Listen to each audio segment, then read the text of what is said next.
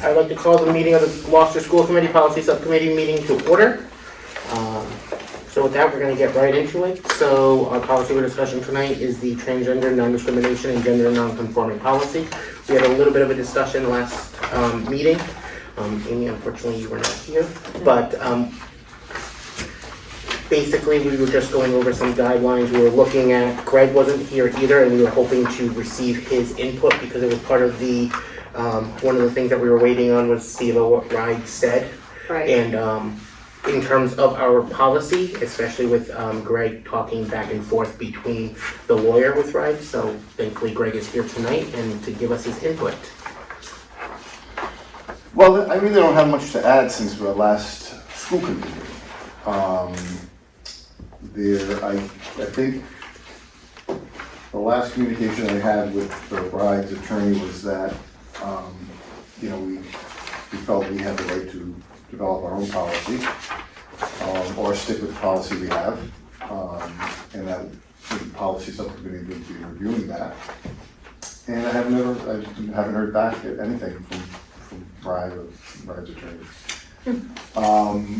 But having said that, as you all know, just within the last few weeks, the federal government has come out with new Title IX regulations. Right. I have not had a chance to thoroughly review those. Most of those regulations seem to apply to colleges, universities, and how they deal with sexual harassment, assault type claims, things like that. So I think a fair amount of those regulations are not relevant to you. But there does appear to be some, and also, I do not think the regulations have mentioned anything about sports. I think that was left out of the regulations, but again, that wouldn't apply to you. So the only thing I think that I saw that would be relevant is perhaps bathroom use. Again, in elementary grades, I think that might be somewhat different. So until, and then of course there's all kinds of legal challenges. They don't take effect until August 1st.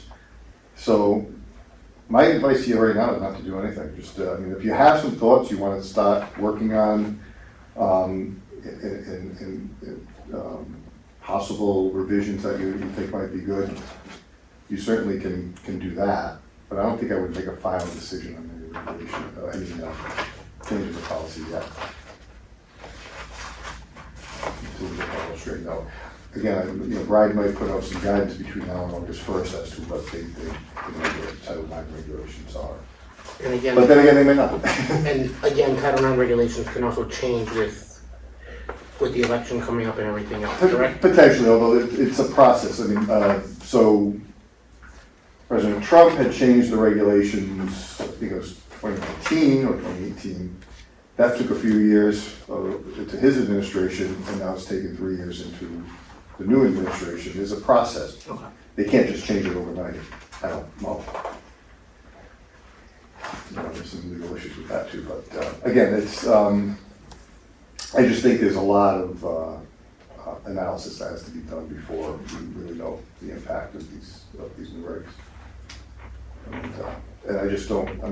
Again, I think the important point I tried to make at the last meeting was you haven't had any issues. This wasn't something that came up because people in the district were complaining about one way or the other. You had two principals and your superintendent who were managing the district very well, and there's been no issues for the last, 8 or however long, 10 years that these policies have been in place. So if it ain't broke, why fix it? I just don't see the need to have any rush to do it. How do we compare, Greg, with other school districts in the state? Means in terms of the policy? Yeah. Yeah, our policy is different because it doesn't follow it doesn't directly Verbatim. follow the guidance. Yeah. A couple of reasons for that. One is, again, because you're just an elementary district, so you don't have things like locker rooms, sports, notifying parents, because even, again, I don't know what the new regs will say, but even the guidance recognizes the elementary grades notifying parents is a lot different than notifying parents of a 16 or 17-year-old. So and that's why they were crafted the way they were, because I just try to follow the state regulation and what the categories they had and keep it pretty general, and it worked. Because like I said you had tremendous leadership with your administrative team, and there was there were no issues that were brought up. Other districts have become, whether they want to be provocative one way or the other by putting things in there, that's, it's different I think at a high school. Even or secondary Foster, school. I mean, Foster has one little elementary I don't school. know I wonder what what their their policy policy looks I like. have no idea what the policy Does is. anybody, Foster? have you seen Foster's Not policy? seen Foster's policy. Should we get it? Yeah. Why not? I mean, we have to see their policy? we also, looked at the region, and I don't know, my question, or I guess to anybody who has read it, is like, I feel like we go into so much, like, it's a kind of like nuance and like very detailed about like every aspect of this. I don't know, are people comfortable with how detailed it is about, the plans, and, I mean, I'm just curious. Are you talking about our policy? Our or the- current policy. Our current one? Yeah. You think it's a little too detailed? Like, I'm just like certain sections of it, I just feel like. Like, for it goes give me a into, for like, instance. Like, I don't know, does the region policy go into so much detail about like names and pronouns and how we handle that? Like, I don't know, I just feel like I believe it it gets does. pretty deep, does it? I think so. I haven't noticed that part. I mean, I like that it says a plan, no, this last paragraph. I like that it says the plan should include when, alright. I don't know, I think it's just the way I'm reading it. Alright, when presented by a parent or family that a transgender or gender non-conforming student whose name has not been legally changed requests to be addressed by preferred name, the school student family should be engaged to develop a plan for using preferred name and pronoun within the school. That makes sense. The plan shall include when and how this is communicated to staff, to students, and right, this is the part I have, like, and to the parents of the students if desired. I think that was the language that I was kind of curious about. Which I don't have, are you Yeah, reading from the copy of it. Gloucester policy? Yeah, this is the Gloucester policy. It says, the plan should include when and how this is communicated to staff, to students, and then it says comma, and to parents if other students. No, and to parents of other students. Of other students. if Oh, okay, desired. I'm reading it wrong, Yeah. that's my issue, okay. And to parents of, Gotcha. so if this particular child has a group of friends, And it's other sort of like parents, we would want to Gotcha.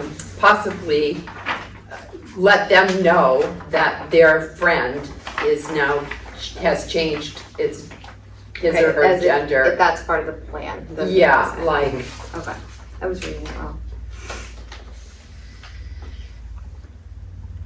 Student shall then be addressed by school staff by the name and pronoun corresponding to the student's gender identity according to their wishes. Yeah, I think, I'm fine with that. the Yeah, I beginning agree. part where, again, when we were developing this back in Mhm.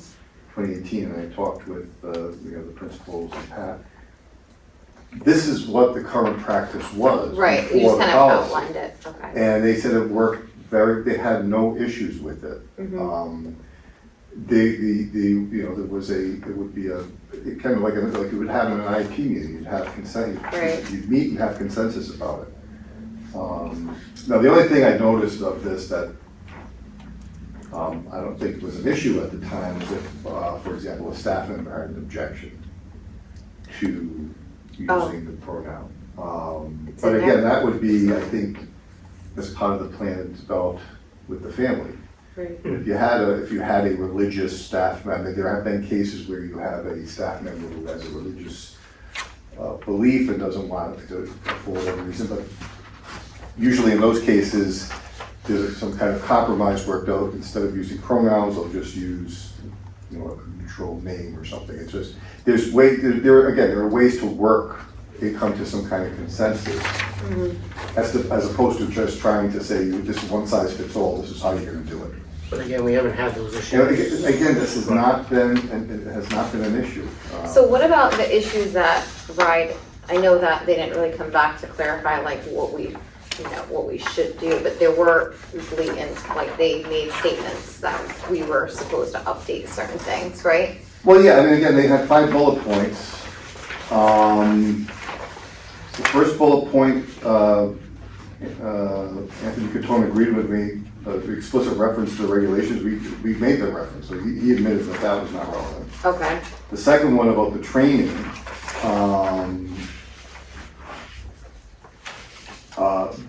they were asking us not only to train staff, but to have, students be trained. We found that to be. like to put it in the health curriculum, was Yeah, that that health bullet? curriculum. Oh, okay. I think we agreed to disagree on that point and just left it. 'Cause to me, that seems like we're like selling, like we're Well, pushing I something. also feel that, I think, there's already so much crammed down our throats in terms of just curriculum anyway from RIDE.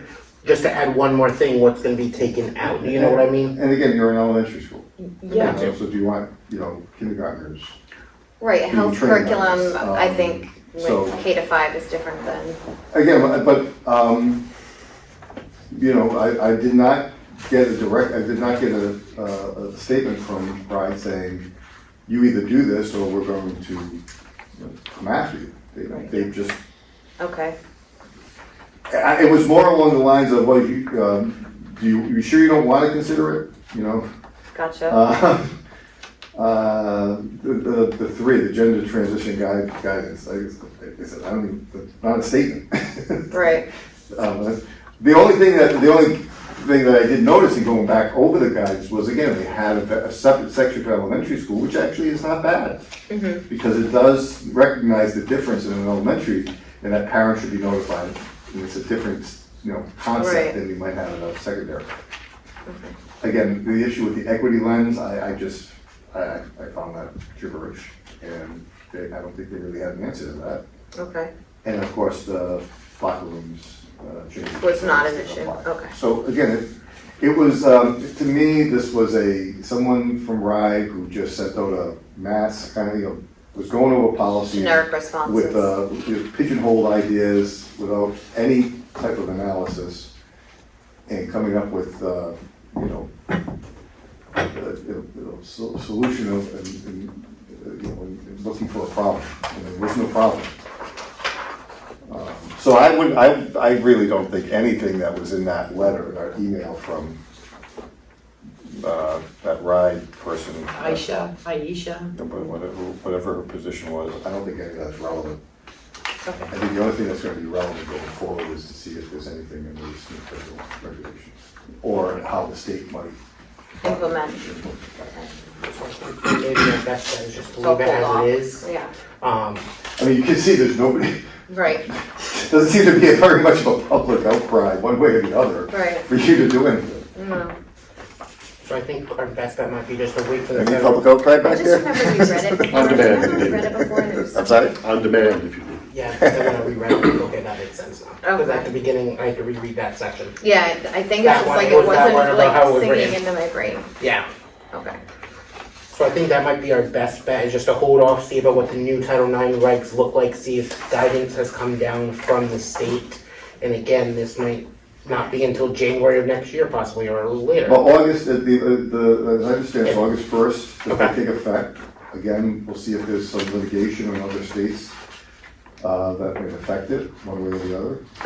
But I would say probably by the beginning of school, we'll have a better idea of whether or not table you it need to till do next something, year. or again, just keep doing what you're doing because you're doing it right. Whatever it is, you're doing it right. Because there has not been a single complaint, one way or the other, over the last 6 years. And again, I think that's a compliment to your staff as much as anything else.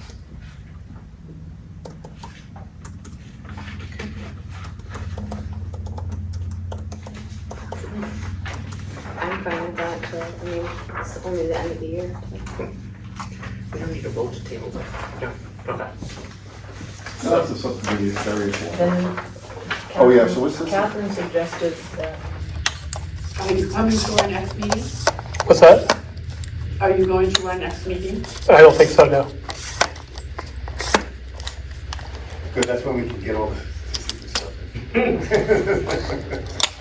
That would be problematic. Was that? That would be problematic, for sure.